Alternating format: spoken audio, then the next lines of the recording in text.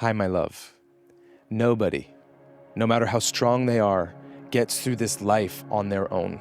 But for some reason, you tell yourself that you should be able to. You should be able to handle whatever comes by yourself. But when you look back at the most challenging times in your life, you probably got through them because of the people who showed up for you. So here's the question. How do you actually show up for the people you love? When someone's struggling, when they're falling apart, when they don't even know how to ask for help, what is the best way that you can support them? And that's what this episode is all about. We recorded it live at the Lighthouse in Venice Beach, and I had the privilege to sit down with a live audience with two women who have been the best of friends for 25 years, Emmanuelle Chriqui and Jenna Dewan. We talk about friendship, about getting each other through the hard things in life. We talk about what it takes to show up for each other through their careers in Hollywood and their public lives, and also everything underneath that most people never see. I'm thrilled to share this episode with you today. And if you're new here, hello, welcome. I'm so grateful that you found the show. Waking Up with Ryan is a daily podcast, Monday through Friday, about 10 minutes each morning. Our goal is to help you pause to reconnect with yourself before the insanity of the day takes over. And then every other week, we have a longer conversation just like this one with people that you and I know, love, and respect about what it means to be human. And today, it's all about friendship, how we best show up for each other. Let's get into it. You found your way here to Waking Up with Ryan. I'm so glad that you pushed play. This is the place you and I come to wake up together. So let's take a deep breath and begin. Welcome, you two. So we'll get right into it, but before we do, Emmanuelle and I have been dear friends for over a decade. Blessed to have her in my life. 10 years ago, Emmanuelle invited me and us to an epic birthday celebration for her 40th birthday, which was with her best friend, Jenna Dewan. They happened to share same birthday time.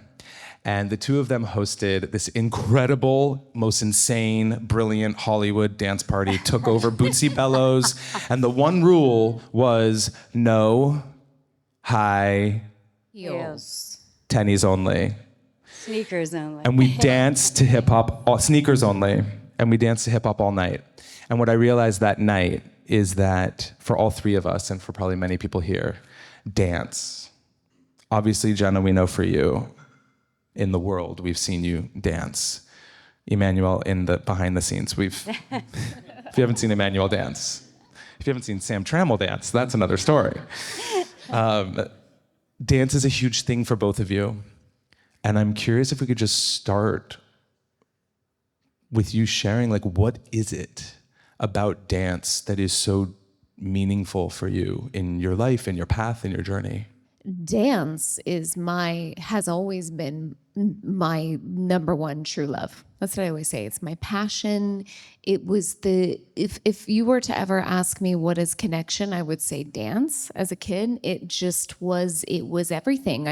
The first second I even went to a class, I was like, this is it. Like, this is that was my version of channeling as a kid, who was like, dance was everything. And still to this day, I say, whenever I'm needing to feel popped out of some funk or some sort of anything I'm in, I'm like, I just need to dance. That's the remedy to everything. So for me, it just is everything. It always has been.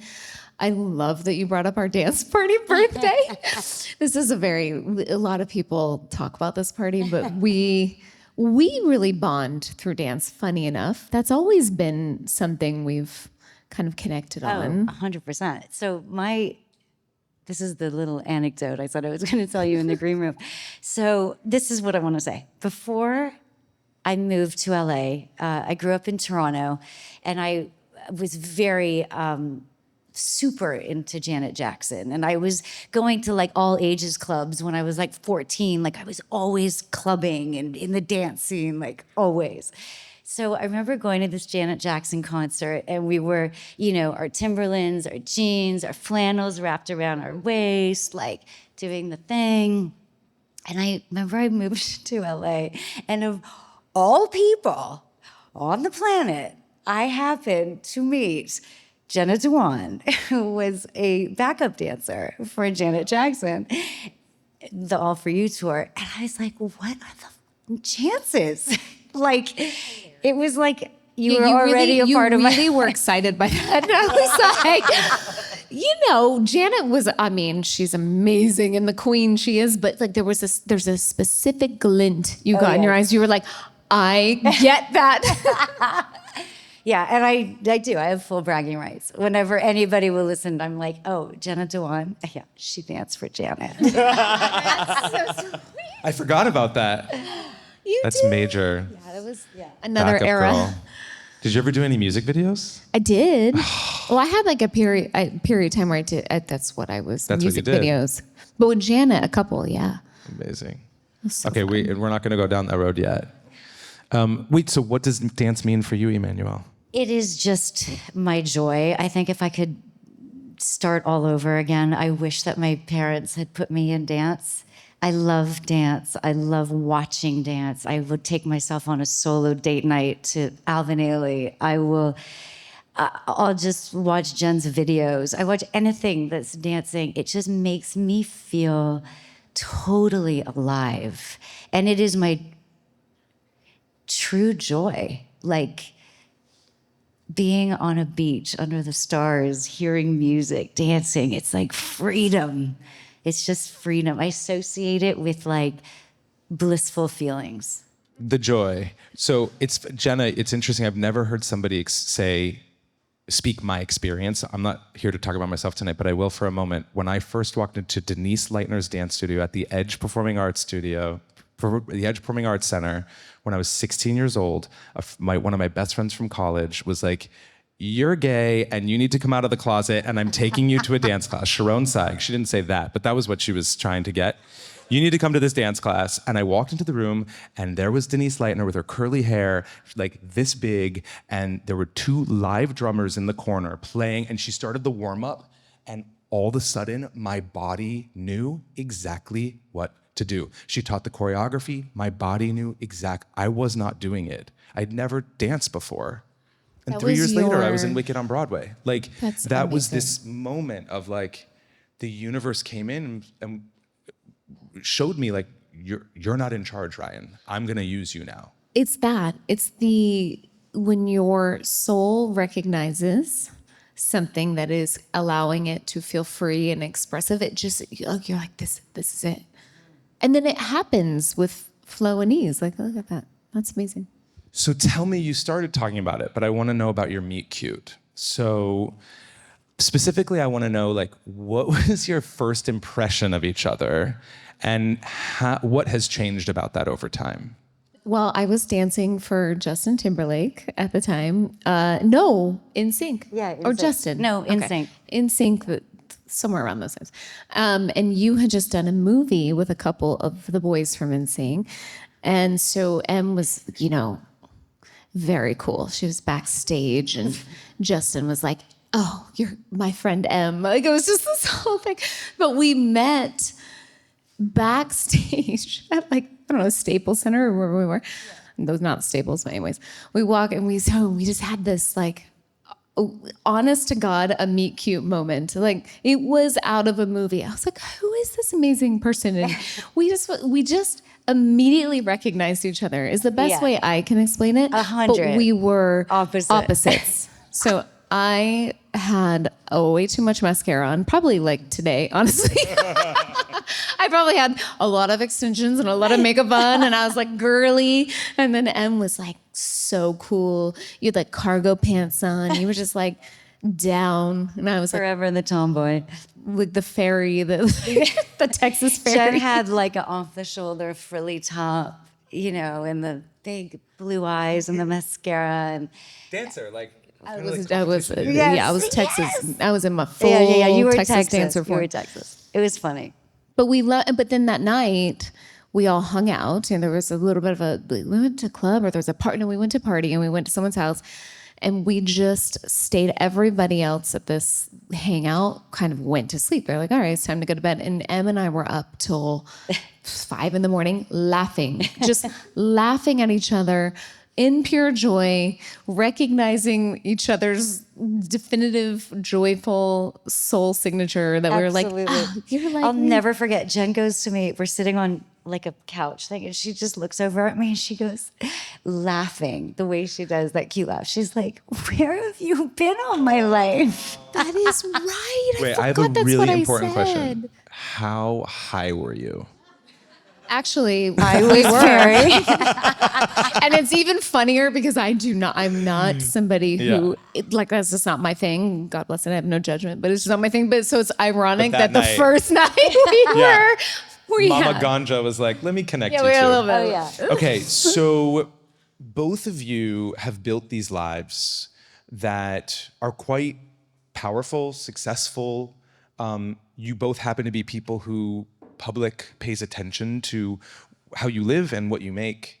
And I think that comes because both of you are magnetic. Now, neither one of these people want to talk about themselves. And so I'm going to ask you to talk about each other from now on. Like a little Amy Poehler talking well behind each other's back, we're going to talk well in front of each other's backs. I'll start with you, Emmanuelle. What is it that makes Jenna so magnetic? Jen is a light. That's just the beginning of it. She's a force of nature in this gentle body, and she has this gentle and patient way, but is like not to be messed with. Like there's a fierceness behind it, and it comes out. I've seen it so many times, but one of the things that I love the most is when I watch her dance, there's this like incredible beauty and incredible grace and incredible power. And I think that really encompasses you to me. That's one of the things. That is the nicest thing anyone's ever said about me in my entire life. Thank you, Em. Your turn. What is it that makes Emmanuelle so Oh magnetic? my gosh. I'm going to try and not take up an entire 45 minutes with this answer. You are the purest heart I have ever known or met in my entire life. You are pure love, grace, and compassion. This is just who you are. And you embody it, you radiate it. Every single person who has met her would completely agree that is just who you lead with that. You approach every life decision, every relationship with vulnerability and heart and depth and kindness. Like you really are just like, it sounds so cliche, but you're just the greatest person. You're just like a wonderful human. And it's not just me that gets to share this opinion. It's literally everyone that meets you. It's true. It's true. It's true. What is it that you think this friendship has given you that you wouldn't have gotten in your life without it? I always say that I think before I came into this life as Jenna, that I probably said I will only do it if my soul sister Emmanuelle also joins me. Like it just is so, I can't imagine life without my soul sister. Like it's so much deeper than just a friend. It feel like I've honestly had people say you guys are like sisters. And we have gone through so many different chapters and eras that I don't even know where to begin. The thing for me has been you're a constant. I know I can tell you anything. There's support, and it's reciprocal. Like I feel like we really know how, in our own ways, sort of show up for each other when it's needed, and then also the times when there's been challenges or we're stretched away from each other. It's never lost. And like when we make the intention to come back together, and it's just like no time has passed. It's a gift. I think of Em as a gift in my life. I love that the question was, what's something in your life you wouldn't have gotten if this person wasn't your friend? And your answer literally was, I wouldn't have done life. Oh yeah. Yeah. That's Just not insane at all. I just I'm like, wouldn't no, have I done wouldn't have done life. life. It's kind of true. I do feel like we had an agreement where like, okay, I believe we're that. doing that together. I have relationships and assignment. What about you? Oh, Pressure. God, no, I need to follow that. I mean, it's true. We were once told that we were Indian princesses in a past life. Specifically Indian princesses. Love. My last life, I was apparently a Brahmin priest living I way in see the it. top of the Himalayas. I'll tell you that story another 100%. time. I see it 100%.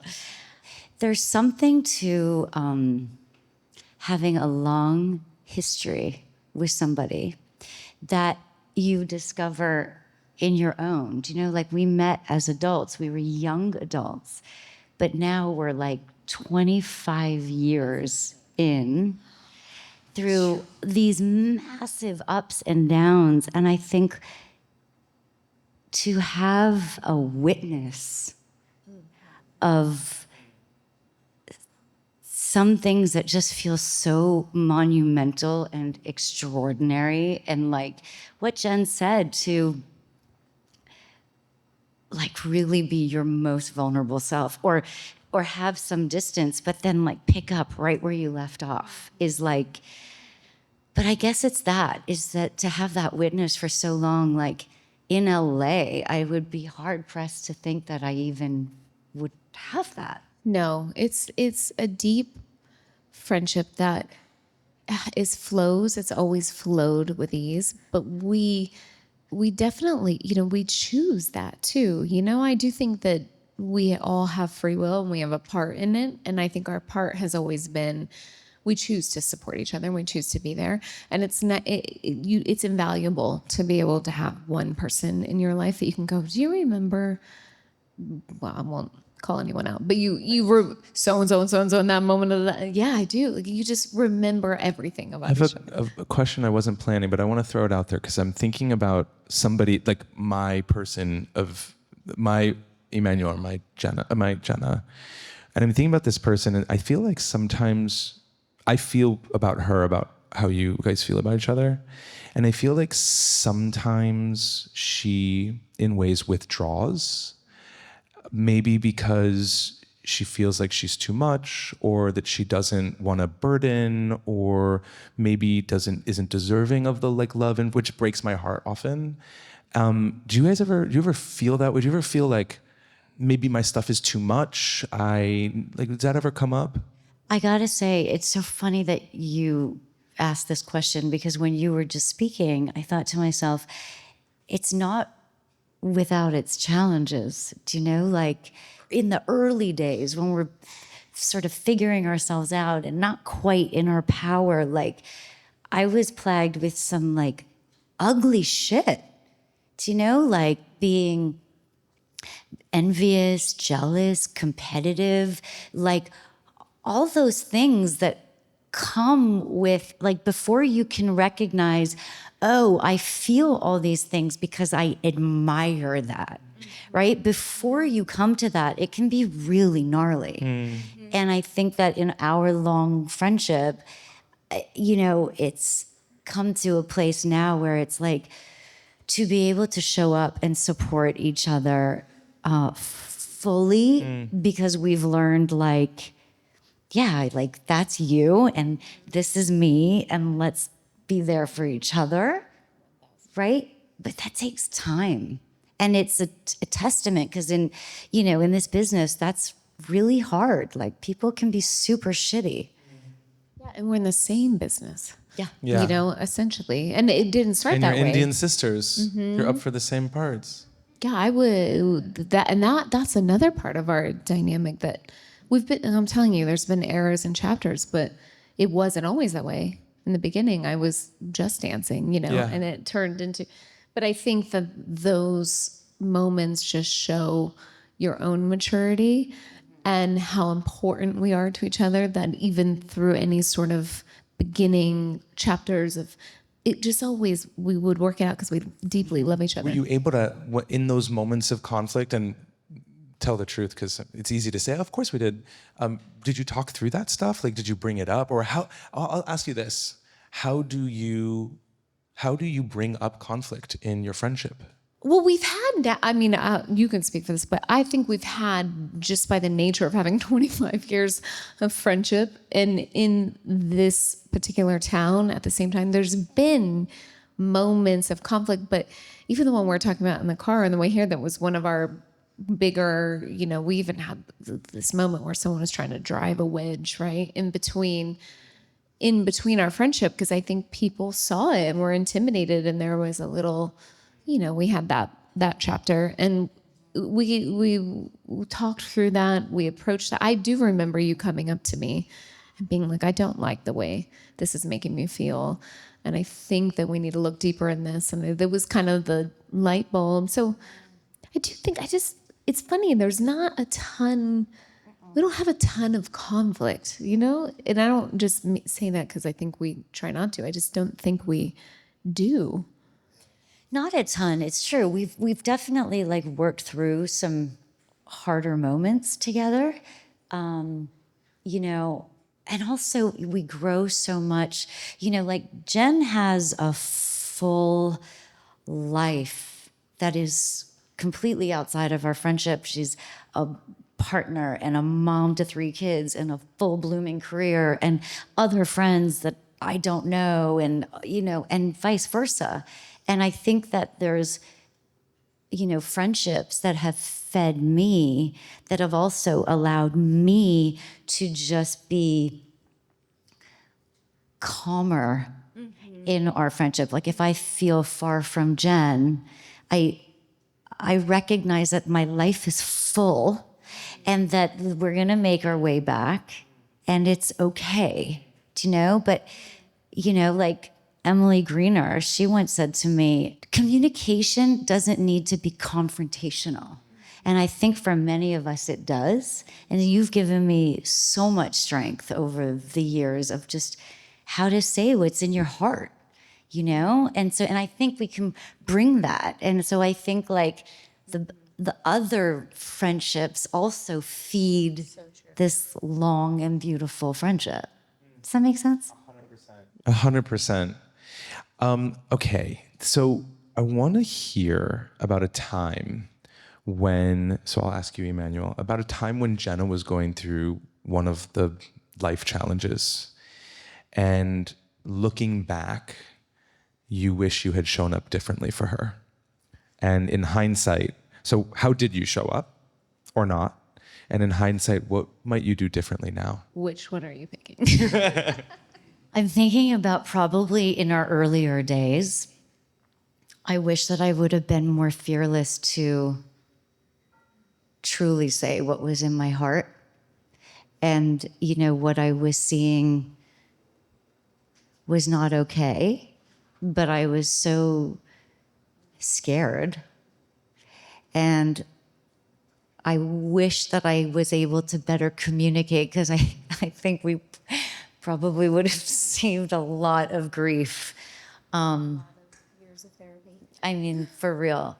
But, the flip side is that we lived through that. We got through it. And you would have not allowed me to go through my own journey to learn what I needed to learn, which is all part of the journey. So. Right, because I saw something that you didn't necessarily see in that. 100%. But I needed to see it when it was time for me to see it. Do you have an answer for the first question, Jenna? Yes, I do. I would say,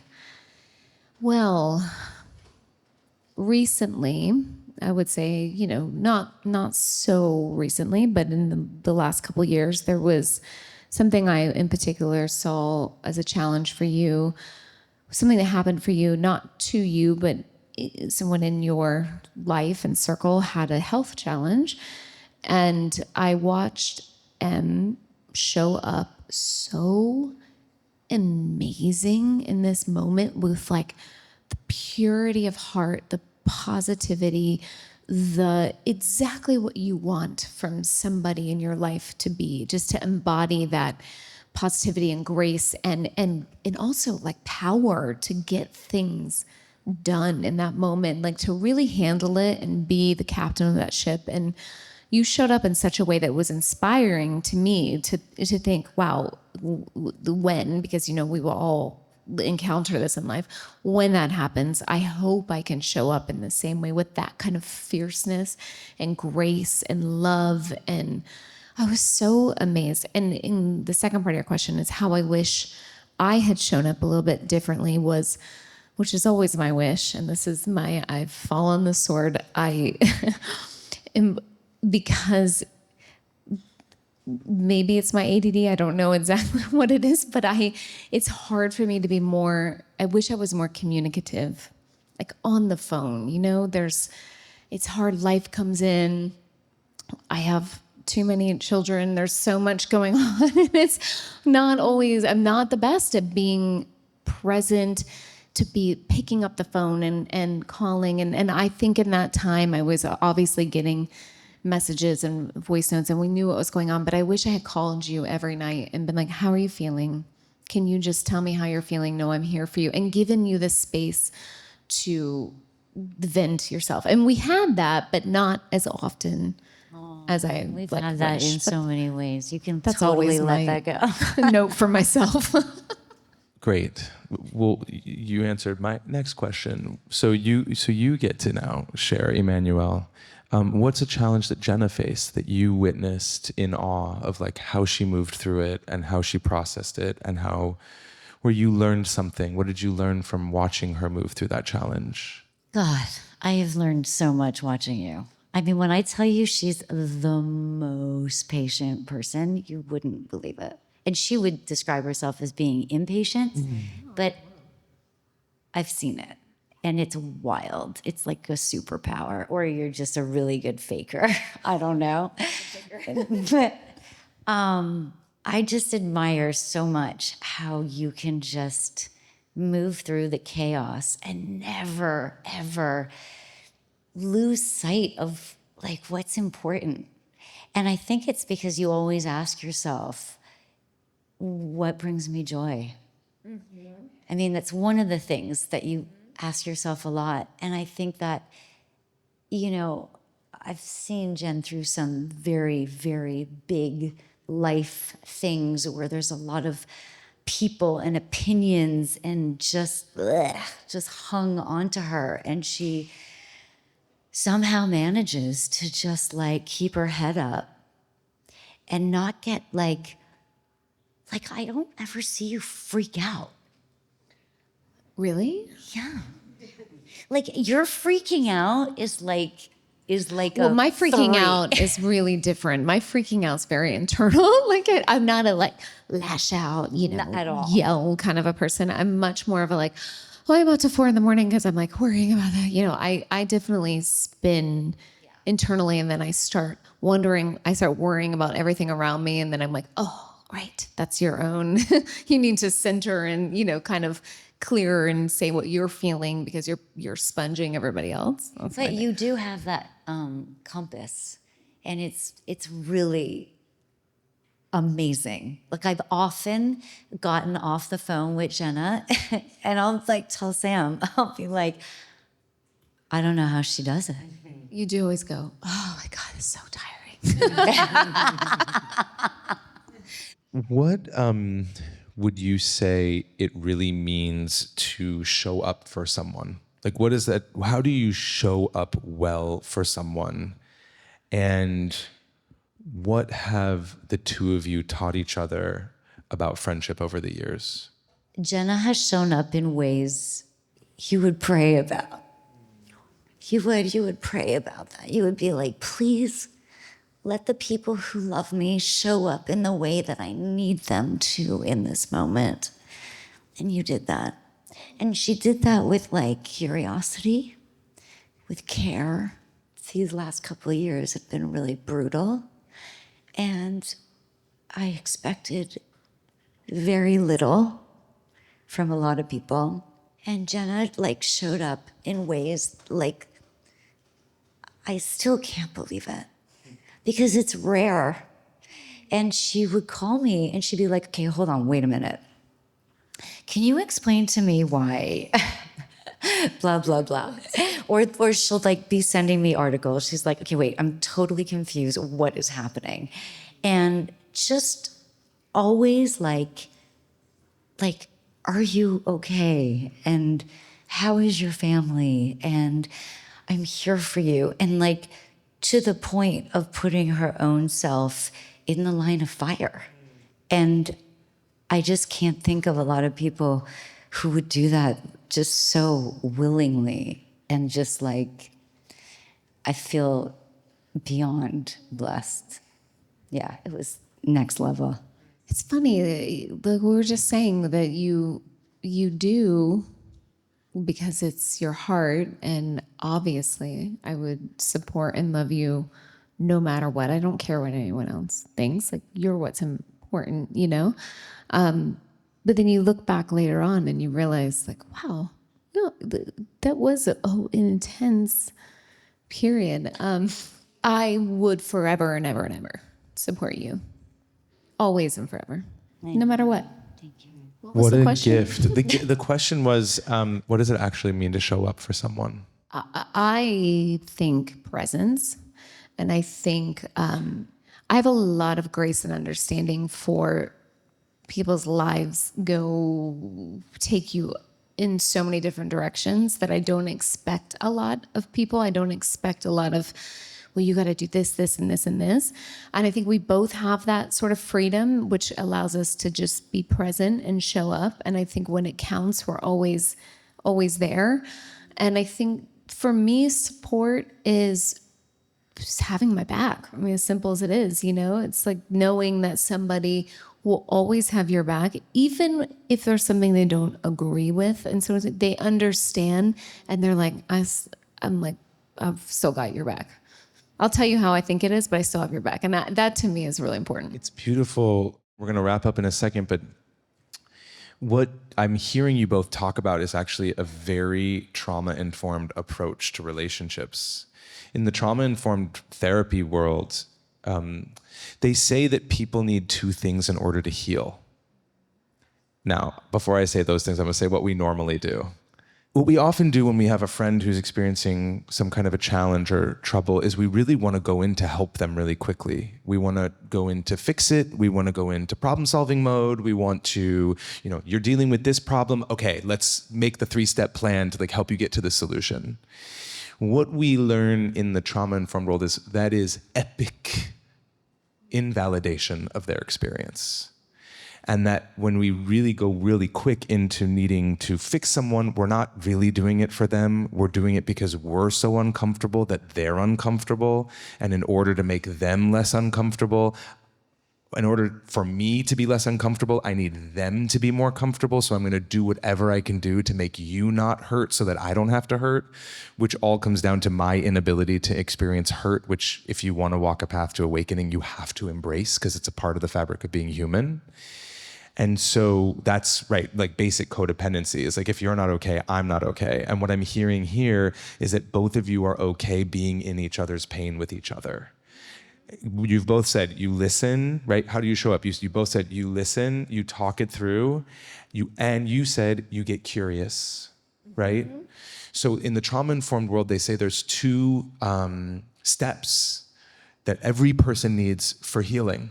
One is a safe space to share what's going on, their experience, the thing that happened, what they're thinking about, the challenge they're having. A safe space, meaning a listener that's paying attention to them. And the second thing that they need is validation of their experience. When someone says, this is what's going on for me, and this is the way that I'm hurting, and you say to them, I hear you, and that's real, you're giving me, the person that's probably pretty uncomfortable sharing this with you, and it feels really, really vulnerable, and I share that with you. When you say to me, that's real, that pain, whatever you're going, that's legit. Of course you're mad, of course you're sad, of course you're angry, of course you're guilty, of course you're shameful. Like, what you're giving me in that moment is the opportunity to feel fucking normal. To be like, oh, I learned in my very early life, like I said in that video, that I can't be not okay ashamed, ugly, sinful, whatever, and loved at the same time. And what you're now telling me, friend, is that I can be all of myself and be loved at the same time. And that lets me have less shame about the parts of me that I try to lock away from myself. And I think that's the thing that what I'm really hearing from both of you that you give to each other, and I personally have experienced it with both of you as well, is deep friendship is permission to be exactly as you are without needing to change for the other person. Mm-hmm. You know, it's how we try to love each other, and it's what we know is to go into fix-it mode because, and it really does come from a loving place within us, because I don't want to see you hurt, and I'm here, and I have this ability to see something, and that's great. Do that after. Yeah. You know what I mean? First, let's ground the space with, let's talk more about how you're feeling and make it safe. For you know, those of you in intimate relationships, our couples therapist said the thing that saved our relationship and continues to. She said intimacy, and this is not just for romance, this is for every relationship. Intimacy is knowing where the hurt lives in the other and loving them there. And love is the space inside of which all things get to exist. So loving someone means knowing where their hurt lives and letting it be okay, letting it be there, and noticing how tempted we are to go into our defensiveness, our projection, our trying to get them to shut down, or trying to fix them. You know, it's like Brené Brown said, like, show me a man who falls off his horse and a woman who doesn't try to prop him back up, and I'll show you vulnerability. Like, who just lets the person be off the horse for a little bit and suffer and be with them in that and not try to fix them and change them. We're gonna close in a second. Last question. What is one thing that you hope everyone in this room remembers about friendship when they leave here tonight? That it should always light you up. Like, even in the bad times, that you it's what you're talking about, like loving them all around, but that the friendship itself is like, it's joy in the journey. It's the good times, the bad times, the hard times, and just like knowing that you've got each other's back and you're building that, that's everything. And it's like gut-wrenching laughter, and it's dancing your asses off, and it's all the fun things you want to do, and that whoever you choose to be in your circle, just like you're 100% yourself with. Mm-hmm. So massive. Should feel good. Should feel good. Yes to Gorgeous. that. Yes, I the amen to that. We should all feel friends that make us feel joyful. Mm-hmm. And also, I believe that we will take that with us when we leave this planet. You know, those are the things that are going to matter, is the journey and the soulful connections and the way you showed up for your friends and the way they showed up for you. And that is what is going to fill our hearts, and that's what's going to matter at the end of the day. And choosing the people that you feel that with, and you feel that purity of, you know, good intentions and love and light, and put your energy and your attention into those friendships. Mm-hmm. I have one. Yes. I was talking to somebody today here who's going through a hard thing in a friendship, and he was sharing with me the story, and I won't share the details, but what I said to him in response after I validated him was, it sounds like you're at a really pivotal moment in this relationship, and it's going to go one of two ways. One way is that you're going to realize that all conflict is in relationship, 99, I've been coaching people for 17 years. I see it every day. 99% of every conflict in every relationship is the result of one thing, which is that you don't understand something about each other. Mm-hmm. That's it. There is something that I don't understand about you. There's something that you don't understand about me. There's maybe something I don't yet understand about myself, which is why I'm not communicating it, and vice versa. That is the source of 99% of all conflict in relationship. And so I said, you're either going to both of you, by the way, both of you have to be bought into this.